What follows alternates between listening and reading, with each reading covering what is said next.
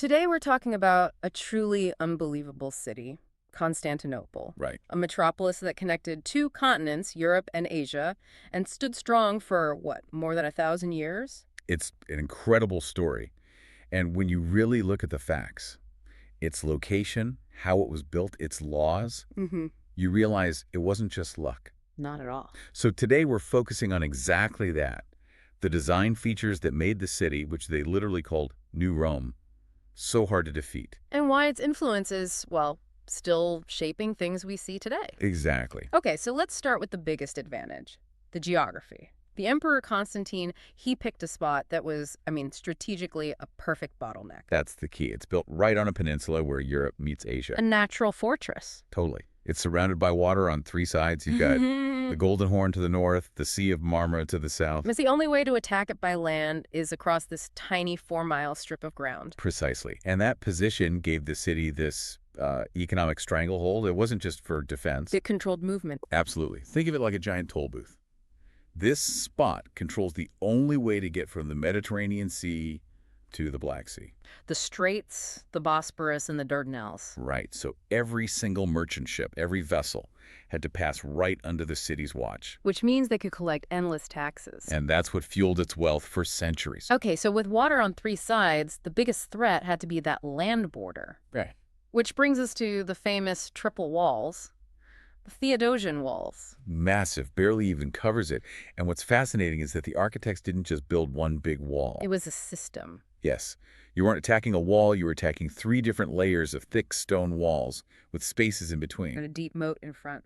A huge water-filled moat. So an enemy has to cross the moat, then fight over a low outer wall, then get across a terrace. And then they finally faced the main inner wall, which was how tall? About 40 feet high. Wow. And that inner wall was just a masterpiece of engineering. It had these tall guard towers spaced incredibly close together, only about 150 feet apart. So no blind spots. 0 blind spots. The defenders could see everything. It was practically siege-proof for its time. But what about the water? Could a fleet just sail into the Golden Horn and bypass the land walls? Great question. And no, they couldn't. They had a gigantic iron chain. A chain. A massive chain they could stretch right across the entrance to the harbor. It was strong enough to just stop enemy ships in their tracks. So between the water, the chain, and walls that lasted 1,000 years, it was almost unbeatable. Right. At least until gunpowder came along and just changed the whole game. But that's stability.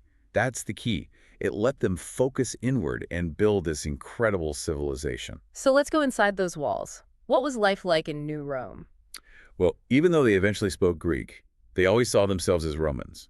Inheritors of that grand tradition. Completely. And the city was immense. At its peak, hundreds of thousands of people lived there. It was so much larger and more complex than, say, London or Paris at the time. And more organized, it sounds like. Wide paved streets. Public squares, markets. It was a real metropolis. You had the rich in these sprawling villas, but most people, the poor, lived in these surprisingly modern, tall apartment buildings made of wood and brick. And public baths were a big deal, just like in old Rome. Oh, yeah. They were essential. Not just for getting clean, but for socializing, for business, for gossip. They were community centers. But for the real drama, the real energy, Yeah. you had to go to the Hippodrome. The Great Hippodrome. It was the heart of the city. A massive stadium right next to the palace that could hold over 60,000 people. And they were all there for one thing. Chariot racing. And this wasn't just a sport, it was an obsession. You had 2 main teams, the Blues and the Greens. And the fan loyalty was intense. I mean, people wore their team colors everywhere. It was part of their identity. These weren't just sports clubs, were they? They were tied to politics, to religion. Oh, absolutely. The rivalry was so fierce that sometimes the arguments would spill out of the stadium and turn into full-blown riots. The emperor had to pay attention to what the fans wanted. Speaking of emperors, the one who left the biggest mark was probably Justinian the Great. 6th century. A ruler with enormous energy and ambition. He wanted to restore the glory of the old Roman Empire. And he didn't rule alone. His wife, Theodora, was incredibly powerful. A true partner, she was brilliant, politically sharp, and helped him make some of his most important decisions. Together, they ruled with absolute authority. But Justinian's greatest contribution wasn't a building or a conquest. It was paper, the laws. The old Roman laws were just a complete mess. Right. thousands of them, many contradicting each other. Exactly. Imagine trying to run an empire when judges don't even know which law is the right one. So Justinian ordered his legal experts to clean it all up. Collect, organize, and simplify everything into one system. And the result was the Corpus Juris Civilis, or what we call the Code of Justinian. And for the average person, this meant clarity, Sure. pithyness. Yes. The code covered everything from property rights to how you're treated in court. It gave judges clear standard rules to follow. It offered real protection, even for the poor. And here's the amazing part. That legal code, parts of it are still with us. They are. Many legal systems in Europe, in the Americas, still use ideas that were first written down in that 6th century work. It's one of the most important legal documents in history. So while he's fixing the laws, he's also trying to define the city's skyline, With the Hagia Sophia. meaning holy wisdom. Right.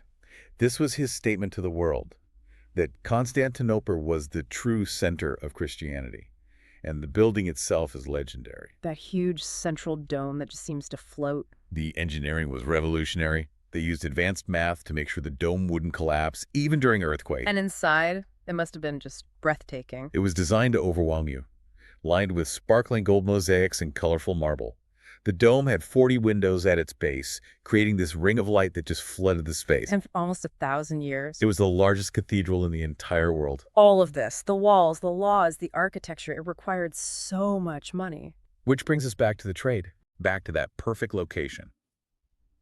Constantinople was the main western stop on the Silk Road. So caravans from China, from India, they all ended up there. Exactly. The markets were overflowing with luxury goods you couldn't get anywhere else in Europe.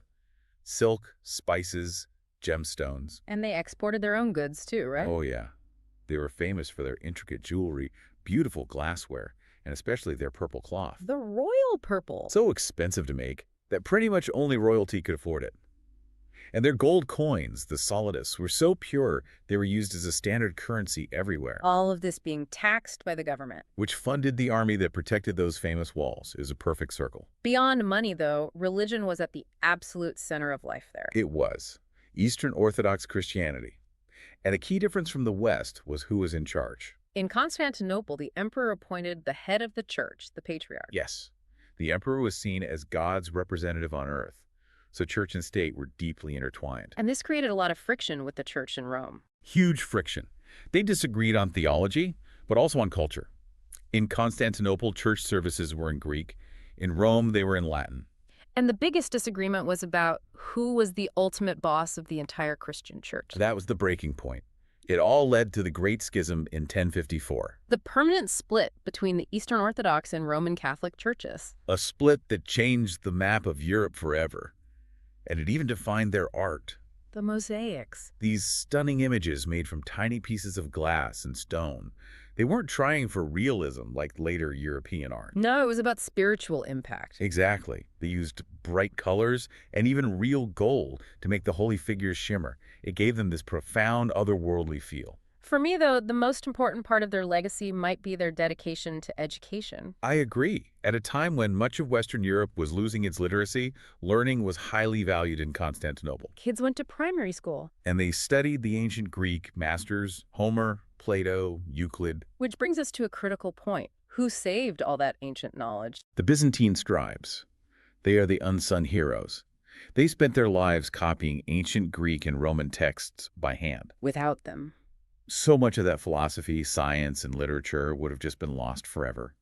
They kept the flame of knowledge burning for 1,000 years. But even the strongest flame can't last forever. Right. After a millennium, the empire started to weaken. Mm-hmm. Constant wars, changing trade routes, internal problems. It all took a toll. And then, in 1453, technology finally caught up with those ancient walls. The Ottoman Turks arrived. And they brought something new. Massive cannons. Revolutionary weapons that could fire huge stone balls. The walls that had stood for 10 centuries just weren't designed to withstand that kind of power. The siege lasted for weeks. But eventually the Ottoman army broke through, and that was it. The end of the Byzantine Empire. The final end of the Roman state, which had existed in some form for over 2,000 years. The city was renamed Istanbul and became the capital of the Ottoman Empire. But the story doesn't end there. That collapse created this incredible ripple effect in Europe. It really did. As the Ottomans took over, many Byzantine scholars fled west, to Italy mostly. and they brought their books with them. Those priceless hand-copied ancient texts. Suddenly, Western Europe, which had forgotten so much ancient Greek, gets this massive flood of classical knowledge. And that helps spark the Renaissance. Directly. A rebirth of art, science, and learning that changed the course of history. So Constantinople's success was this perfect mix of defense, smart laws, wealth from trade. And a deep dedication to preserving knowledge. That combination meant that even when the city fell, it sort of launched the next great chapter for Europe. That's a perfect way to put it. So think about this. If those scribes hadn't spent their lives copying the wisdom of Plato, the math of Euclid, how different would our world be today? The city truly did last for 1,000 years, and its legacy, well, that's lasted even longer.